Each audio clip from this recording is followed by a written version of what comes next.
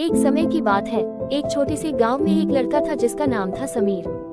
समीर को किताबें पढ़ने का बहुत शौक था। वह अक्सर गांव के पुस्तकालय में जाकर किताबें पढ़ता था। एक दिन उसने एक पुरानी किताब देखी जो बाकी सभी किताबों से अलग थी। उसका रंग फीका था और उसके पन्ने टेढ़े मेढ़े थे। समीर ने उस किताब को खोला और पढ़ना शुरू किया। जैसे ही उसने पहले पन्ने पर नजर डाली, उसे अजीब सा एहसास हुआ। अचानक एक चमकीली रोशनी उसके सामने आई और उसे लगा जैसे वह किसी दूसरी दुनिया में चला गया है। वहाँ उसे अद्भुत जीव, जादुई पेड़ और अनोखे स्थान दिखाई दिए। एक खूबसूरत परी ने उसका स्वागत किया। मैं तुम्हारा मार्गदर्शन करूंगी, उसने कहा। तुम्हारे पास एक मौका है इस दुनिया में कुछ खास करने का। समीर ने अपनी इच्छाएं बताई। वह चाहता था कि लोग खुश रहें और गांव में प्यार फैले।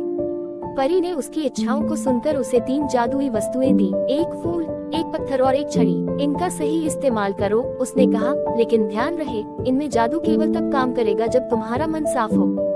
समीर ने उन वस्तुओं के साथ अपने गांव लौटने का निश्चय किया। जब वह गांव पहुंचा, तो उसने पहले फूल का इस्तेमाल किया। उसने फूल को लोगों के बीच बांटा और जैसे ही लोग उसे छूते, उनके चेहरों पर मुस्कान आ जाती। फिर उसने पत्थर का प्रयोग किया, जिसे उसने गांव के कुएं में डाल दिया। कुएं का पानी मीठा हो गया और गांव के लोग फिर से खुश रहने लगे। आखिर में उसने छड़ी का इस्तेमाल किया।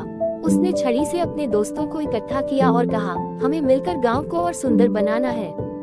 सबने मिलकर काम किया और गांव को एक नया रूप दिया। समीर ने महसूस किया कि असली जादू उसकी अच्छाई और लोगों की एकजुटता में था।